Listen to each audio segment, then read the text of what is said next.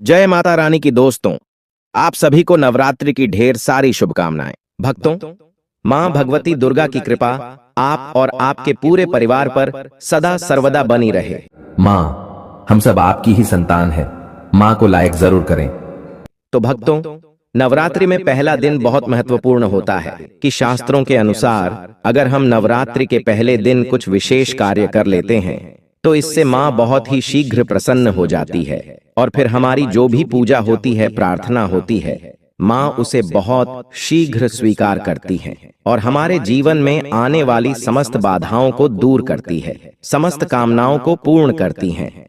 तो आज की वीडियो में हम आपसे बात करने वाला हूं कि नवरात्रि के पहले दिन हमेशा क्या करें जिससे कि भक्तों माता रानी की कृपा हमें बहुत शीघ्र मिल जाए और हमारे जीवन में सुख समृद्धि धन वैभव की प्राप्ति हो, संतान की प्राप्ति हो, या फिर अगर किसी भी विशेष कामना से अपनी मां की पूजा आराधना कर रहे हैं, कोई भी आपकी ऐसी कामना है जो चाहते हैं कि मां शीघ्र ही पूर्ण कर दे, तो नवरात्रि के दिन मां को शीघ्र प्रसन्न करने के लिए आपको इन 9 बातों का ध्यान जरूर रखना चाहिए। तो भक्तों, आपसे निवेदन है कि वीडियो को पूरा जरूर देख लीजिए और अगर आपको आज की वीडियो अच्छी लगे तो लाइक भी कीजिए, शेयर भी कीजिए फैमिली फ्रेंड्स के साथ। अब भक्तों, बात करें कि नवरात्रि के पहले दिन हमें पहला कार्य करना चाहिए कि घर की छत पर आज हमें झंडा जरूर लगाना चाहिए। झंडा मतलब ध्वजा।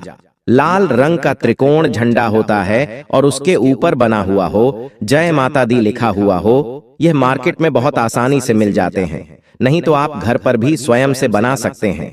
तो एक झंडा त्रिकोण आप लेकर मां को पहले दिन उनके चरणों में अर्पित कीजिए। जब पूजा कर रहे हैं सुबह, तो उसके बाद पूजा के बाद वह झंडा अपने घर की छत पर लगा दीजिए। इस झंडे को घर के ईशान कोण में यानी कि उत्तर पूर्व के कोने पर, अगर वहां पर जगह न हो तो आप उत्तर दिशा में इस झंडे को लगा सकते हैं। जहां भी आप ये ध्वजा लगाते हैं, इसके साथ आप ध्यान रखें कि आप वहां पर एक दीपक जरूर प्रज्वलित करें, क्योंकि दोस्तों, चैत्र नवरात्रि माता रानी का एक पावन पर्व है और झंडा लगाते समय इससे क्या होगा, इससे यश की वृद्धि होती है।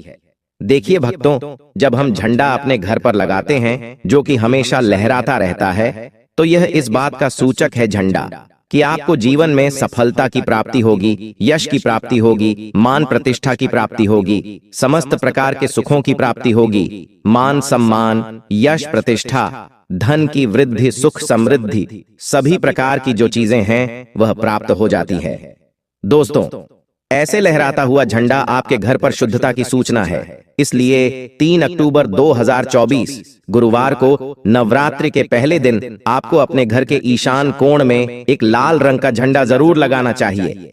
भक्तों, अगला जो कार्य है नवरात्रि में पहले दिन आपको जरूर करना है, वो है घर के मुख्य द्वार पर तोरण लगाना। तोरण क्या होता है? देखिए, आम के पत्ते लीजिए। जब हम पंच पल्लव के लिए भी आम का पत्ता लेते हैं, वहीं आम का पत्ता चाहिए हमें, और थोड़ा सा अधिक मात्रा में आप लेकर आइए। उसे साफ धो लीजिए। धोने के बाद उस पत्ते के ऊपर आपको श्री लिखना।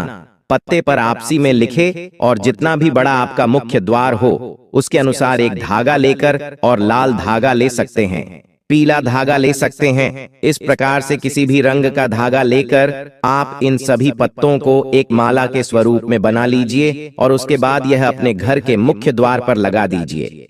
भक्तों, श्री पत्तों पर कुमकुम से लिख दीजिए या हल्दी से लिख दीजिए, इसी लगा दीजिए। इससे क्या होगा कि जब भी आप किसी दरवाजे पर कहीं तोरण लगा हुआ देखते हैं, आपको क्या लगता है? पहले ही सूचना में यह लगता है कि इस घर में कोई शुभ या मांगलिक कार्य हुआ है। और तो घर पर लगा हुआ तोरण, घर के मुख्य द्वार पर लगा हुआ तोरण आपके घर में शुभता की सूचना देता है, मांगलिक कार्य की सूचना देता है, इस बात की सूचना देता है कि आपके घर में देवी विराजित हैं। यह बहुत महत्वपूर्ण होता है। नवरात्रि के पहले दिन घर के मुख्य द्वार पर तोरण लगाना, और इसका बहुत ही शुभ फल भी हमें प्राप्त होता है। अगला जो कार्य है, तीसरा कार्य जो हमें नवरात्रि में जरूर करना चाहिए दोस्तों, वह अखंड दीपक प्रज्वलित करना। देखिए, अगर घर में हम अखंड दीपक प्रज्वलित करते हैं तो अखंड दीपक प्रज्वलित करने से मन की कोई भी इच्छा हो, अगर आप सोचकर और मन में धारण करके अखंड दीपक प्रज्वलित करते हैं तो आपकी कामना बहुत शीघ्र पूर्ण होती है। लेकिन इसके अलावा दीपक इस बात का प्रतीक है कि आपके घर में किसी भी प्रकार की नकारात्मक ऊर्जा प्रवेश नहीं करेगी और मन से घर से हर तरह से नकारात्मक ऊर्जा को दूर करता है दीपक। इसलिए अखंड दीपक चैत्र नवरात्रि में पहले दिन से लेकर और नवमी तिथि तक प्रज्वलित किया जाता है, जिससे कि शुभता का घर में वास हो, सकारात्मक ऊर्जा का घर में वास हो। और जहां पर सकारात्मक ऊर्जा होती है वहां पर सुख, समृद्धि, धन, वैभव की प्राप्ति होती है। और दोस्तों, आपको बता दें कि मां भगवती वहीं वास करती है जहां सकारात्मक ऊर्जा रहती है। इसीलिए हम घर के मुख्य द्वार पर तोरण लगा रहे हैं ताकि बाहर से, मुख्य द्वार से किसी भी प्रकार की नकारात्मक ऊर्जा हमारे घर में प्रवेश न करे। इसके अलावा जब हम दीपक प्रज्वलित कर रहे हैं तो हमारे विचारों में किसी प्रकार की नकारात्मक ऊर्जा न हो, इसके लिए हम प्रज्वलित कर रहे हैं। जब हम पूजा प्रार्थना कर रहे हैं, मंत्र जप कर रहे हैं, निर्विघ्न उसे हम पूर्ण कर पाएं, इसके लिए अखंड दीपक प्रचलित किया जाता है। लेकिन अगर आप किसी भी कारणवश अखंड दीपक प्रज्वलित नहीं कर पाते हैं तो सुबह शाम दोनों समय जब मां की आराधना करें तब आपको शुद्ध घी का दीपक जरूर प्रज्वलित करना है। और सुबह शाम दोनों समय अपने घर में लौंग और कपूर की आरती जरूर कीजिए, जिससे कि घर में नकारात्मक ऊर्जा न रहे और घर में सकारात्मक ऊर्जा का वास बना रहे। अगला जो कार्य है नवरात्रि में आपको जरूर करना चाहिए वह कलश की स्थापना। और देखिए, दीपक में एक और बात का ध्यान रखें, फिर हम कलश की स्थापना की बात करते हैं। दीपक में अगर आप घी का दीपक प्रज्वलित कर रहे हैं तो उसे आपको मां भगवती दुर्गा की मूर्ति के दाईं तरफ रखना होता है। और अगर आप तेल का दीपक प्रज्वलित करते हैं तो मां भगवती दुर्गा के बाईं तरफ आपको तिल तेल का दीपक रखना चाहिए। तो इस प्रकार से दीपक का आप ध्यान रखें, जब भी आप तिल तेल या फिर घी का दीपक प्रज्वलित करते हैं तो उसे सही दिशा में सही स्थान पर रखना चाहिए। और अगला जो कार्य है घट स्थापना करना, यानी कलश की स्थापना करना। तीखी कलश की स्थापना जब हम करते हैं नवरात्रि में, कलश में हम सभी देवी देवताओं का आवाहन करते हैं। सभी देवी देवताओं का पूजन मां भगवती के साथ ही हम प्रतिदिन करते हैं। इस प्रकार से जब 9 दिनों तक लगातार हम समस्त देवी देवताओं का पूजन करते हैं, घर में आवाहन करके विधि विधान से विशेष रूप से हम उनकी आराधना करते हैं। क्योंकि जब हम मां का पूजन करते हैं पहले हम कलश का पूजन करते हैं, धूप दीप नैवेद्य चीजें हम मां को अर्पित करते हैं विधि विधान से, और इसके साथ ही कलश को भी हम इसी प्रकार से अर्पित करते हैं। तो सभी देवी देवताओं की विशेष पूजा हम 9 दिनों तक कर रहे हैं। तो हमारे जीवन में किसी भी प्रकार की कोई बाधा दूर होती है और कोई भी हमारी विशेष काम न हो तो अवश्य पूर्ण होती है। तो कलश की स्थापना हमें जरूर करनी चाहिए अगर संभव हो तो। नवरात्रि के प्रथम दिन जो अगला जरूरी काम हमें करना है वो है जवारे होना, यानी कि सप्त धान्य बोना, जो कि हम मिट्टी में थोड़े से जौ होते हैं जो कि हरे हो जाते हैं। बहुत सी ऐसी जौ अंकुरित हो जाते हैं और ये शीघ्र ही अंकुरित तब होते हैं जब हमारे घर में अन्न होते हैं। तो ये इस बात की सूचना देते हैं कि हमारे घर में सुख समृद्धि आने वाली है। हमारे घर में मां भगवती विराजित हो चुकी है और घर में सुख समृद्धि धन वैभव सभी प्रकार की जो शुभता है उसका आशीर्वाद हमेशा दे रही है। तो घर में अगर आप जौ होते हैं, सप्त धान्य बोते हैं तो बहुत ही श्रेष्ठ माना जाता है। भक्तों, नवरात्रि के प्रथम दिन हमें जरूर यह करना चाहिए। और अगला जो शुभ कार्य है जो नवरात्रि के प्रथम दिन आपको जरूर करना चाहिए। वैसे तो बहुत से भक्त नवरात्रि के पूरे 9 दिनों तक व्रत धारण करते हैं। बहुत से भक्त जल पीकर या फिर फलाहार के द्वारा इस व्रत को धारण करते हैं। लेकिन अगर आप पूरे नवरात्रि व्रत धारण नहीं करते हैं तो नवरात्रि के प्रथम दिन आपको व्रत धारण जरूर करना चाहिए।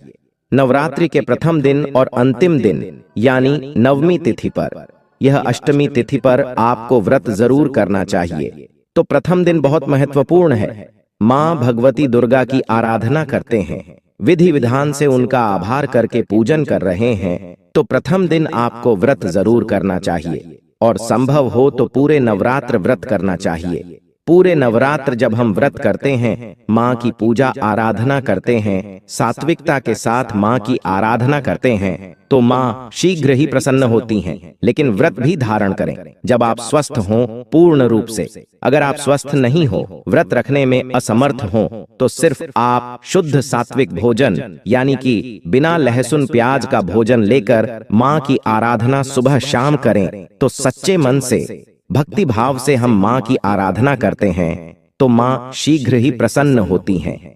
अगर व्रत धारण की रखने की अगर आपकी शक्ति या सामर्थ्य शारीरिक रूप से नहीं है तो आपको व्रत नहीं रखना चाहिए। लेकिन अगर संभव हो तो पहले दिन फलाहार के द्वारा व्रत धारण जरूर कीजिए। अगला जो जरूरी कार्य है जो नवरात्रि में आपको जरूर करना है, घर के मुख्य द्वार पर दोनों तरफ स्वास्तिक का चिन्ह जरूर बनाएंगे। स्वास्तिक अत्यंत प्राचीन काल भारतीय संस्कृति में कल्याणकारी चिन्ह समझा जाता रहा है। घर के मुख्य द्वार पर शुभ मंगल चिन्ह स्वास्तिक स्वरूप बनाए आप चावल और कुमकुम की सहायता से बना सकते हैं। चावल और हल्दी के घोल से बना सकते हैं या फिर कुमकुम यानी सिंदूर और घी, सिंदूर और तेल मिलाकर के भी बना सकते हैं। ऐसा करने से वास्तु दोष दूर हो जाता है, इससे मनोकामनाओं की पूर्ति हो जाती है, घर से कलह बेचैनी दूर हो जाती है, तंत्र मंत्र क्रिया से भी रक्षा होती है। इसे शुभ कार्य के पहले अंकित किया जाता है क्योंकि स्वास्तिक को मान सम्मान सफलता और उन्नति का प्रतीक समझा जाता है। स्वास्तिक हर दिशा से देखने पर एक ही सम्मान लगता है। आपने उल्टा स्वास्तिक ही देखा होगा, परंतु उल्टा स्वास्तिक के उपाय अलग होते हैं और सीधे स्वास्तिक के उपाय अलग होते हैं। अगर जीवन बहुत परेशानियां हो तो पूर्णिमा के दिन तांबे या स्वास्तिक प्राण प्रतिष्ठा करवाकर घर की चौखट पर लगवा दो। बाजार से अलग अलग साइज के मिल जाते हैं, उसे लाकर पूजा घर में रखकर पूजा करें। इससे घर में लक्ष्मी का वास हो जाता है। लक्ष्मी प्राप्ति हेतु चांदी का स्वास्तिक नवरात्रों में भी लगाया जाता है, परंतु सबसे अच्छा है कि सिंदूर और घी या तेल मिलाकर के यह या फिर चावल और हल्दी के घोल से बना दें। कि मुख्य द्वार पर स्वास्तिक बनाते हैं तो ज्यादा बड़ा मत बनाइए, 9 अंगुल से बिल्कुल नहीं होना चाहिए, 3-4 अंगुल का बनाइए, यह उत्तम होगा। अगर आपके घर के सामने पेड़ या खंभा है तो वास्तु दोष उत्पन्न होता। ऐसे में वास्तु दोष के प्रभाव को स्वास्तिक रोकता है। स्वास्तिक का चिन्ह देवता को प्रसन्न करने के लिए खासकर बनाया जाता है। मुख्य द्वार की दहलीज के दोनों तरफ स्वास्तिक का चिन्ह बनाकर उसकी पूजा करें। स्वास्तिक पर चावल की ढेरी बनाएं और एक एक सुपारी रख दें, तो ऐसा करने से अपार धन की प्राप्ति होती है, कार्यों में सफलता मिलती है।